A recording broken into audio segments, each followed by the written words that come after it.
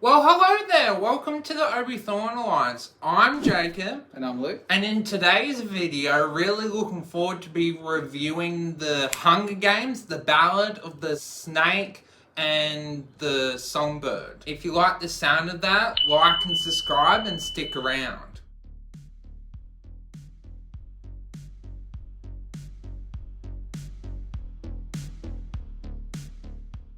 So, this is the prequel to the Hunger Games series, which was massive. It was a book that now turned into a movie.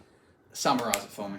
So basically, this is a journey of how President Snow becomes the man of how he is in the Hunger Games trilogy, and seeing him through the eyes of how he started off as a young boy and then in the uni, and then seeing how he was the person that kind of started the Hunger Games and then grew up within the ranks and became the man how he is. And it's very interesting story. It reminds me of how Anakin became Darth Vader, very much in kind of that storyline. Very interesting using that storyline.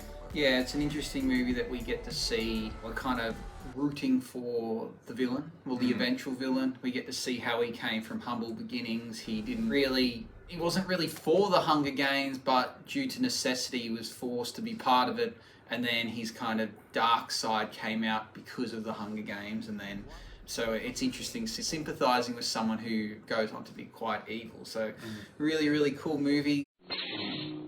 Let's get into the scoring. What do you give the plot out of 10? This gets very deserved 9. I really enjoyed the spectacle of the parts, especially part 1 and part 2. I really enjoyed seeing the storyline from his perspective, Snow, and then seeing how he was a really nice person, the storyline unfolding, and then seeing how he became the person how he is in the Hunger Games. It made you understand his motives. Hunger Games started off in the early beginnings, and plot is very amazing, spectacular, and really enjoyed how for prequel, it's outstanding. Not a lot of prequels are good, and this is one that is actually very surprisingly good.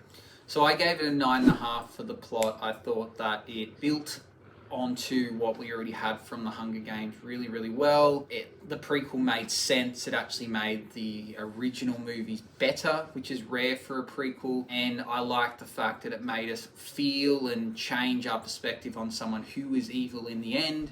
It wasn't as predictable as you'd think. Yes, it had predictable moments, but just there was times where you were just kind of caught and was like, okay, I thought it was going to go this direction, it went another. And I like it when I get surprised by a movie, particularly the ending, which I'll get to when we score it later. So a 9.5. What did you give the acting? For me, this gets an outstanding 10. All the performances had me engaged throughout the movie because it is a very long movie, but the acting is what kept me engaged, and I really loved all the performances, especially the actor that played President Snow. He was outstanding. Had me believe that his performance kept me believe that this person is going to become the person that he becomes in the normal trilogy, and everyone gives a top performance. I wouldn't be surprised if someone wins an Oscar or a performance award from this movie. Definitely the best acting performance from this year. That's how much the acting quality is top notch from this movie. If all you care about is acting, go and see this movie. So I also gave it a 10. I thought Tom Blythe, who played President Snow, did a really, really good job. And just across the board, there was an outstanding acting performance by everyone. I think they found a way to bring out the singing voice in the main female character and write that into the script. I think they did. They just kind of nailed everything perfectly, and I thought their people they selected to play each role worked really, really well. So acting, don't think could have been much better. What about the presentation or the experience of this film? For me, the presentation was outstanding. I liked how this movie is based off the book, and we got to see the parts like it is off the book. Especially loved the scene when we got to see snakes and especially all the creatures and all the animals, very scenery and things like that. But unfortunately, the experience, this movie does drag on, and I feel like there's two endings with this movie, so that's why it gets an 8. So I gave the presentation a 9.5. Visually outstanding, had great CGI, but it didn't need to go over the top because it really gave us the idea that this is the Hunger Games early days, so they didn't need to have as many tricks and special effects going on inside the arena like they did when we saw Katniss enter the arena. Instead, it was very basic. Even had drones in there that were horrible at their job, but they utilised that in the script to make it work. The snakes looked great. I actually thought the movie... I'm usually one that picks on movies that are long and drags on. I actually felt engaged the whole way through this movie. I think the double ending I like because it felt like if we got the first ending, then we would have had to get 2 parts, and I just think that's sequel baiting, which isn't my favourite thing to do in a film, and I like that this just neatly wrapped it up in one film. So I really thought the presentation was great, and I had a fantastic experience with this film. What about the ending, Jacob? For me, this gets a 7. For me, I know I'm the person that doesn't like cliffhangers, but I think the first ending would have been a perfect way to end the movie, because for me, it kind of felt like that was a better way to end the movie, and then there would have been more excitement for the next film. And for me, the third act is really why the movie dragged on, and that's my main problem with the movie, is that the third act itis is where the movie isn't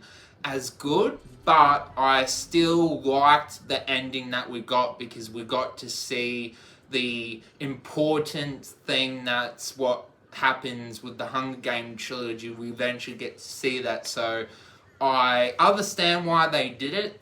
I loved both endings, but I just feel like there would have been better things if they ended it from the first one, because I would have been more excited. Now it's like, well, they can still make a second movie, but it won't be as impactful. So I gave the ending a 9. I thought, yes, we've got the 2 kind of endings, but I think if we ended it on the first one where the Hunger Games, the event finishes, they've crowned a champion, I think that would have made us think that the relationship between the 2 main characters was the pivotal end-all, be-all, but instead it's really not. That's just a side note to distract you to what's actually going on.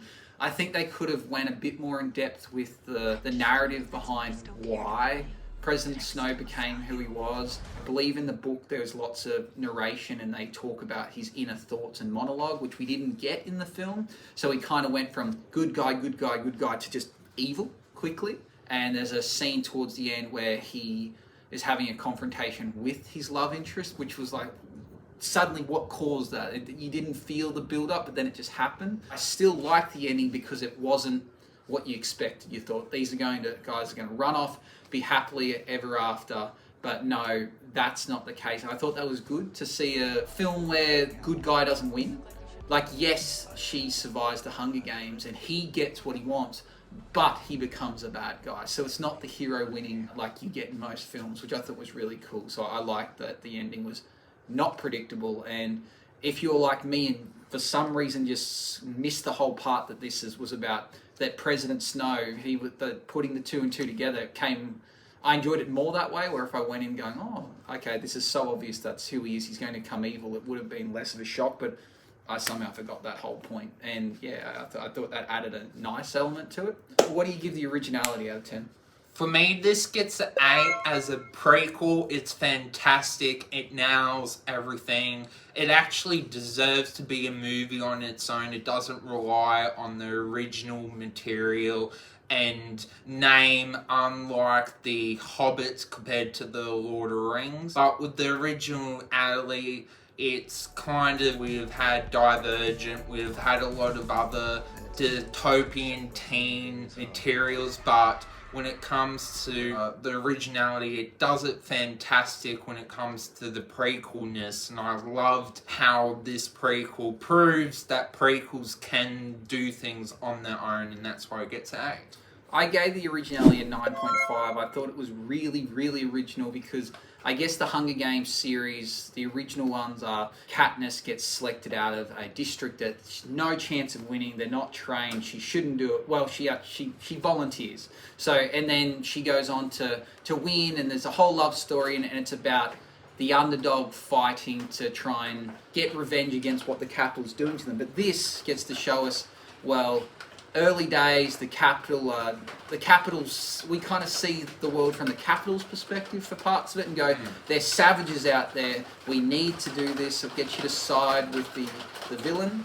I think that it's quite original in the fact that the premise of where it's going with the Hunger Games, that it's not just about, oh, this is the such and such Hunger Games, we need this person to win. Yes, it kind of makes you think that with the female main character that it's important for her to win, but really if she was to die, she isn't a main character, she doesn't go on to be anything else, we just don't hear of her again, where it's about President Snow, and the idea of the Hunger Games is in its 10th year, it's losing popularity. People don't see the point in it. They want to get rid of it. Even the founder of the games wants to see it die off. He does not want to see it happen anymore. And then here comes this idea of, if you want this scholarship that's going to give you a free ride to be president, you're going to need to find a way to make the Hunger Games popular again, which kind of brings into how our world works, sports and advertising and gambling and making things a spectacle. Think of the Super Bowl. The halftime show is more watched than the actual game. So it's going, this is more than just a game. It's a spectacle. We need to make it that way. And it gets to show why the Hunger Games got to where it was, where some districts trained for this event. They put a big show on. Katniss became the girl on fire. They did all these parades and they made a big thing, where in this movie that wasn't the case, but you see how it gets to that way, and it's kind of a metaphor for commercialism. So I thought that was really original to show us that this was something dying off, and we already know it's a big thing, the Hunger Games. So it was original in that sense of, instead of showing us how it began, it picked a point in time where it was struggling and got revamped, and then I just think it's a really original idea, because they could have cheaped out and gone, let's show you the first Hunger Games and how the Hunger Games came about, which they could still do that in the future, but I think this was a really good point in time to pick it up, and the idea of, we need to fix something that's inherently wrong, but we don't care, it's for sport and people are going to die, but we're going to be entertained once it happens. So I thought that was a really interesting point to pick in the story. So what do you give the appeal out of 10? This gets an 8 also. I think it definitely appeals to, obviously, people of the Hunger Games franchise and the books, and even to people that haven't read the books. I think it's definitely worth watching, but unfortunately I think there will be people that would be like, the Hunger Games, there's always people that aren't going to enjoy everything. But I think it's that good of a movie. 8's a pretty high score. I still think it will appeal to a lot of people, especially that it's not as fancy, or it's like what Luke said, it's the lead up, it's a lot simpler to understand. I think it would appeal to a lot of people, yeah. So I gave the appeal an 8, and usually prequels or sequels to things, I don't usually give it a higher score and appeal, because I go, well, if you haven't seen this, you wouldn't get it. Having seen The Hunger Games, it makes this film way better. But I think you could watch it as a standalone. This could be your first taste into The Hunger Games, and that would be fine. You may not get every point of it because you don't know what's coming next, but it might make The Hunger Games even better because you've seen that first. So I like that prequel you could watch in any particular order. I think of other prequels, I think if you were to watch Solo before you'd seen any Star Wars, you probably wouldn't care about Han Solo.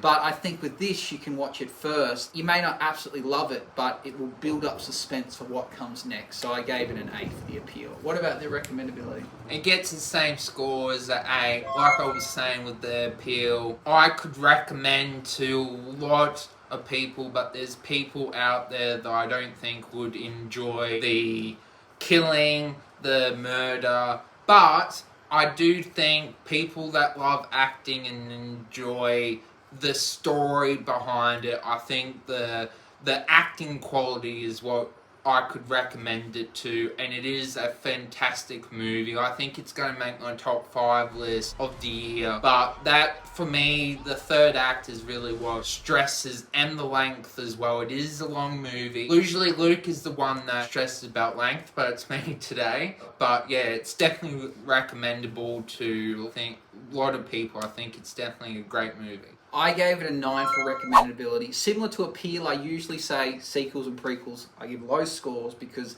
you've got to see the other first. But this, you could go, if you have not seen The Hunger Games, go watch this first. It doesn't matter. You can go see this, you don't need to.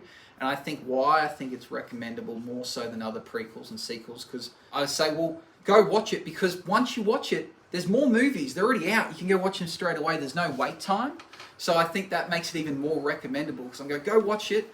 You're gonna like it, and then you're gonna be stoked because there's other things first. Like, I don't think I would suggest to watch The Hunger Games first if you haven't seen it now. I would say go watch this first, because it might make The Hunger Games even more epic, because you go, oh, this is the rise of The Hunger Games, and then The Hunger Games movie is kind of like the fall of The Hunger Games. People are rebelling against, and they're like, nah, we've had enough of this. So I think it's really cool, and it's really recommendable at a 9. So what about rewatchability? 4 8s in a row. This gets an 8 as well. I agree with Luke.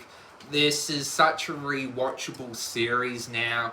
I actually personally think this prequel might be my favourite one of the franchise. I would have to rewatch the other Hunger Games movie, but I actually prefer the story of President Snow compared to the main trilogy. The prequel has done its job. It's definitely rewatchable. Start off with this movie and then watch the main trilogy, but the problem is that was the main trilogy as good as this movie? Maybe number 2, but not all the movies. I think this one is definitely close to being the first best or the second best. So I gave it a 9.5 out of rewatchability, because I think it is really rewatchable, mainly because it's all encompassing. It's not, there's a part 2 coming, there's a second one. It's start, finish, all done. That's the story of how he became what he is, and then we just fast forward instead of having to sit there and waiting for the next part.